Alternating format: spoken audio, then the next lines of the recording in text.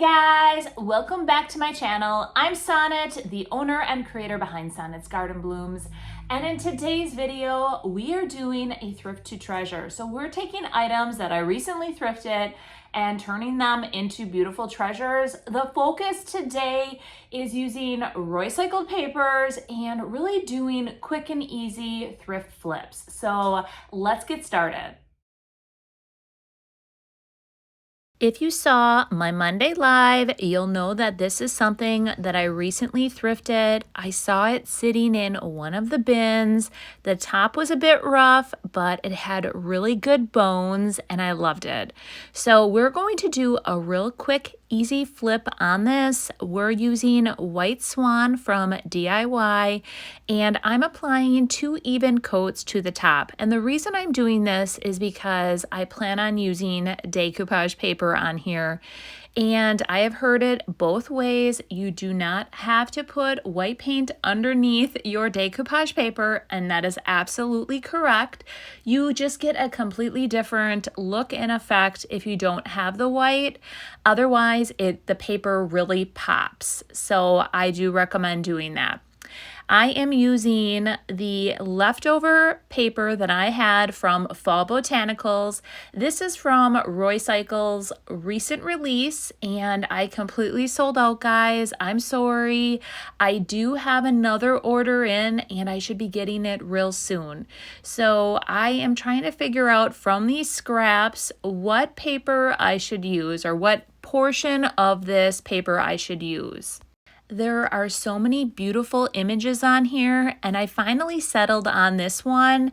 I love birds and I think a lot of people do as well, not just people from Wisconsin. So I always leave a little bit of an overlap on all 4 sides.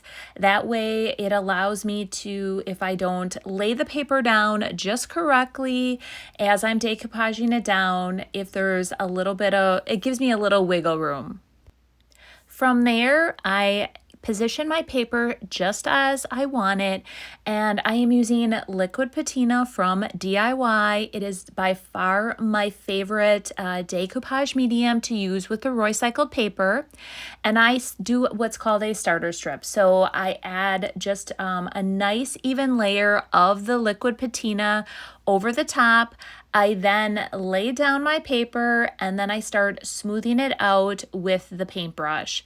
And this really helps eliminate a lot of wrinkles and it allows you to get it in the exact position that you're wanting. And then what I do is I lift the paper back up and I start working my way down and until the whole paper is completely applied. At that point, I let this dry before I continue to the next step. And the next step, once it's completely dry, you do not want to do this until your paper is dry. I learned from my past mistakes. If you start sanding prior, your paper will definitely rip. So once it's dry, in a downward motion, I just take a heavier grit sandpaper and I just sand downward and it eliminates or it takes off all that excess of paper. And then your project is finished, except one more step, I should say. I also, at the very end, I apply one more layer of liquid patina to completely seal everything in case anything around that edge was not sealed.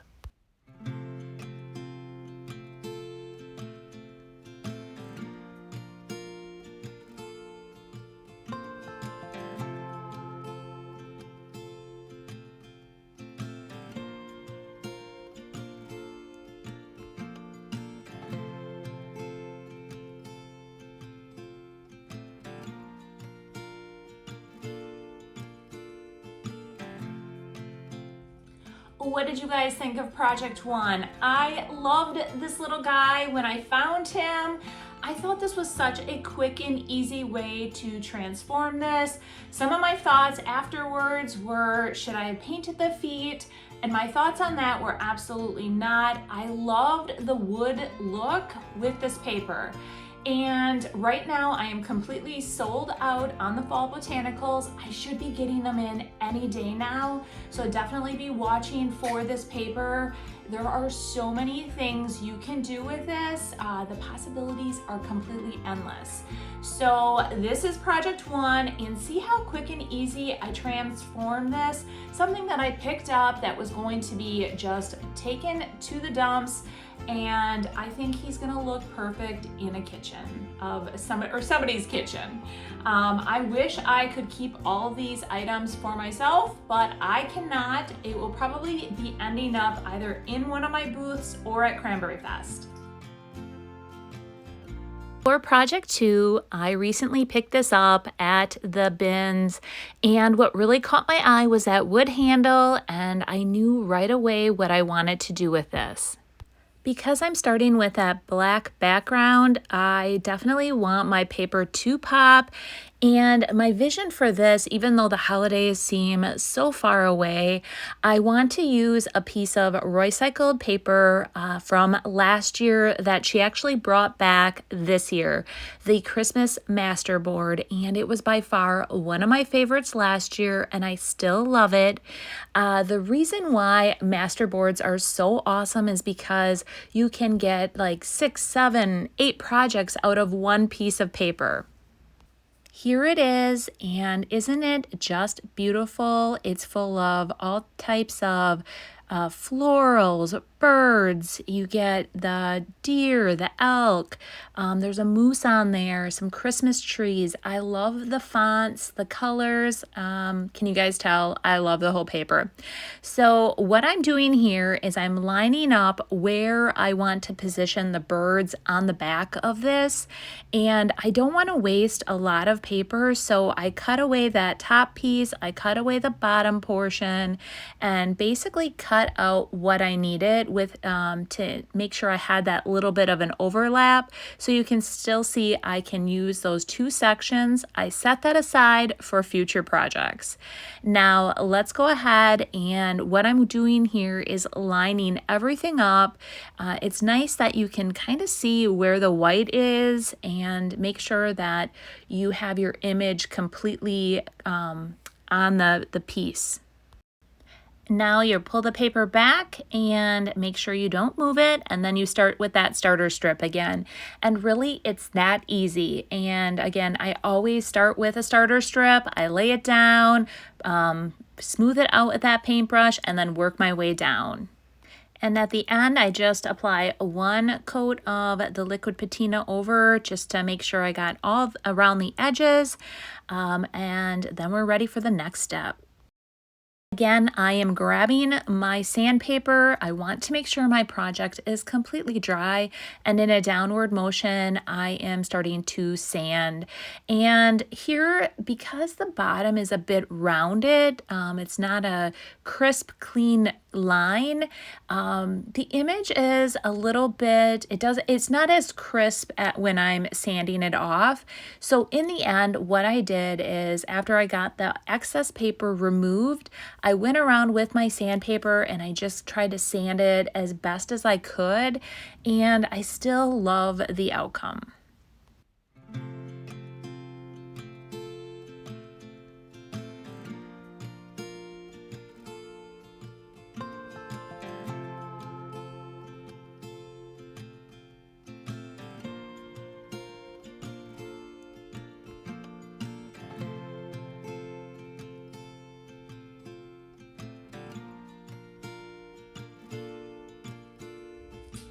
Was this not one of your favorite transformations?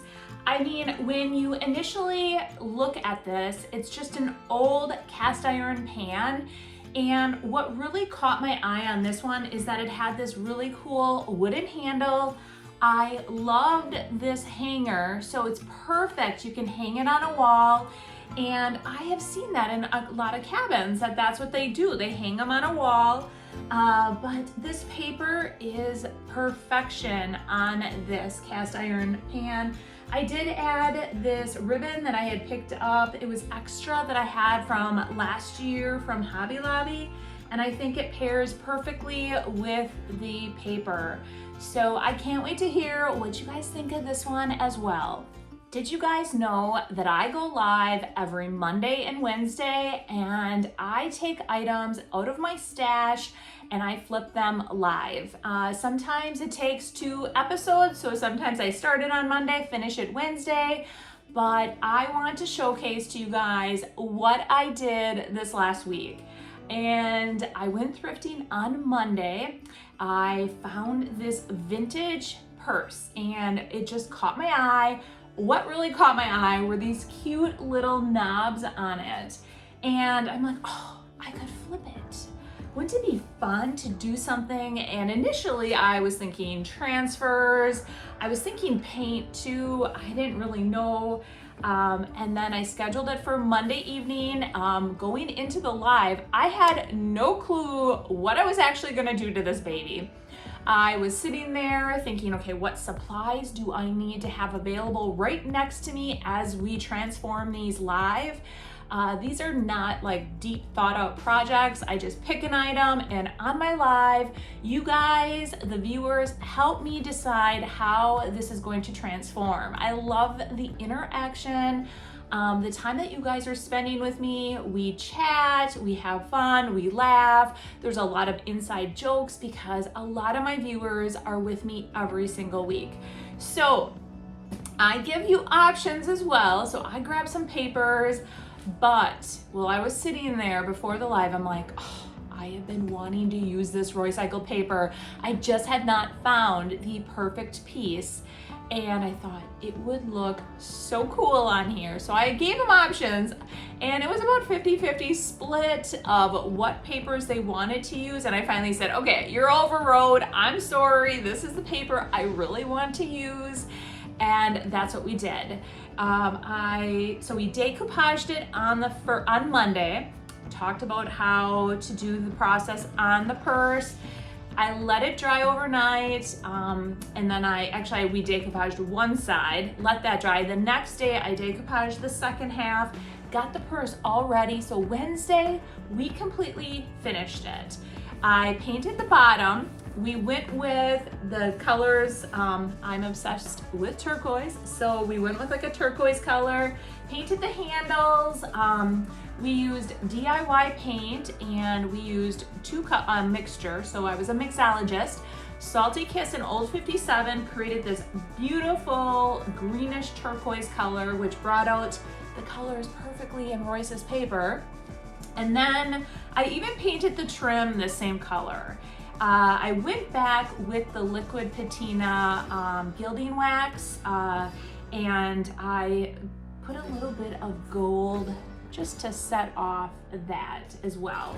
So I am loving this, guys, and I want you guys to join me on my lives on Mondays and Wednesdays. So Mondays will be 6 p.m. in the evening, and Wednesdays I have been doing them at 10 a.m. Just kind of split it up or change it up, but I hope to see you on a live. For project 3, I found this a while ago, you guys. It's this really cute black picnic basket. It was in amazing condition, and I knew I wanted to do something to it, obviously, but I was, sometimes I'm on the fence, like, what should I do? And I'm brainstorming and thinking, like, should I use it for fall? Should I use it for the holidays? Should it be a year-round item? So what I did is settled on a year-round item, but it has pops of red in the paper, which I think will pair perfectly with the holiday season coming up. So I started off painting the entire top white. Oh, go figure, guys, right? You're gonna be like, oh, she's painting it white again, but I really want this paper to pop off the top of this basket. So I pull out chicken scratch, and I love that image of that chicken. I think it will look so cute on the top. It's too big. I was sitting there, what can I use? I'm like, oh, that's right. Royce created feed sacks. It still has a smaller version of the chicken scratch, plus it has another secondary image as well. And then I'm going back and forth. I'm trying to decide. And then I decide the Bemis one is going to be a better fit for the look of the basket, even though I wanted the pops of red. So that was where I started with the process. I cut it all out, I lay it down, and then I check which way the basket opens. I made too many mistakes with past projects where I lay the paper down wrong, and guess what? It doesn't fit this way. It's not a good fit. I realize at this point I'm going back to my original plan. Everything happens for a reason, and I am glad that we went this route because I think it's going to be perfect for the upcoming holiday season and for future use as well.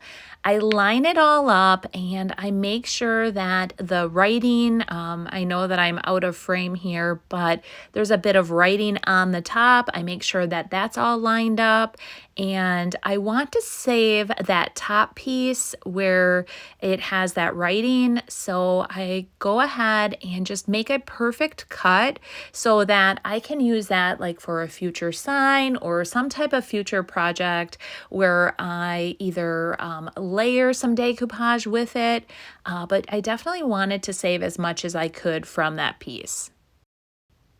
Now that I have it all lined up, we're going to do the exact same thing that we did on the other two projects. We're going to start with a starter strip. I have just heard so many times people messaging me or on my posts that they are scared to do this, and it's all a learning and trial and error. When I first started to decoupage, believe me, my items were not perfect either. So get in, try it out, and learn from my mistakes and do as I am showing you, because when I first showcased a decoupage paper on my channel, the very first time I did it, I had never done it before. I just winged it, and I received so much good feedback from my viewers, giving me tips and tricks, suggestions, and that really all helped me, along with watching Royce and Lexi, who are absolutely amazing. So if you don't follow their channels already, you definitely need to go over, follow their channels. They have so many great ideas and different tips and ideas, suggestions for you. So again, once I get this all down, then I'm going to, again, get rid of that excess paper, and we're going to then add a new knob. Anytime I am out thrifting, I always grab old hardware, like vintage hardware that I see, because I'm always replacing different items or different knobs on things.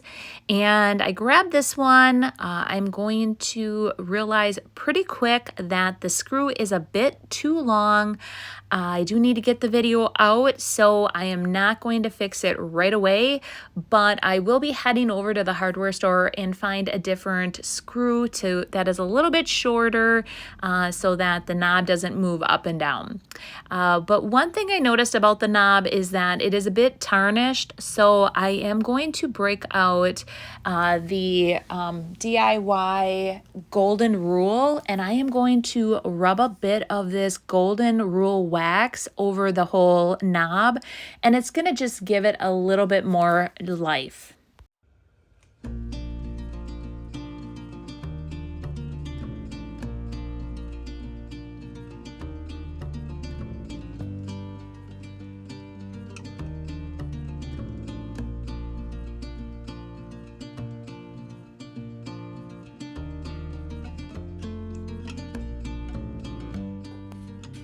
Wow is all I can say about this. I love this paper, and if you saw in the video, I grabbed the big piece initially, and it was far too big of an image for the top of this, and I love how Royce takes papers that are very popular and then even condenses them down into a smaller format so that you can use them on smaller pieces, just like this really cute picnic basket. The key here too is when you're placing your papers or your transfers or whatever you're using, Always make sure that you're placing it the correct way. I have fallen victim to this where I place whatever item and it's either upside down or Willy Wonka. So always make sure that when you're opening, that you're opening it up correctly. I've even had to where there's hangers on the back and it's a round circle. So I always just make sure that I have everything orientated perfectly before I place my paper. But I love the transformation on this. The one thing I do need to do differently is I found this vintage knob, but the actual inside the screw is a little too long, so it does come up and down right now. I did not have time, but I wanted to showcase what it looked like with this really fun old vintage knob on here. I am going to run to the hardware store and have them size it so I can get one just perfect so it fits. But I am loving this transformation and I'm so glad I found this while I was out thrifting. So what did you guys all think? I wanted to showcase Roycycled paper today. I am a lover of it and that's why I carry it on my website. You can find every single piece out there, so over 100 papers are available. Some of the Christmas ones from last year or some of the fall ones from last year, I will be taking them off of my website because they have sold out. But what I wanted to do is just take one last inventory, make sure I don't have any sitting around before I remove them. I have had people ask about that, so just so you know.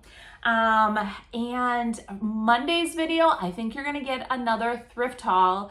I will be coming off another extremely busy weekend, and Mondays are kind of my day to decompress after a very busy week and weekend, and I like heading out and thrifting. I mean, who doesn't love thrifting therapy? Me, I love it. So I always like to start my Mondays off with a bit of that and then showcase what I have gotten, and it gives me a little, I mean, I can't go every single day thrifting, so this is a perfect opportunity for me just to go out, grab a few more unique pieces for Cranberry Fest, and then I get inspired during the week to give you a great thrift haul on Friday, or thrift to treasure on Friday. Oh boy, if I could do thrift hauls every single day, I would love it. I'm not sure you would.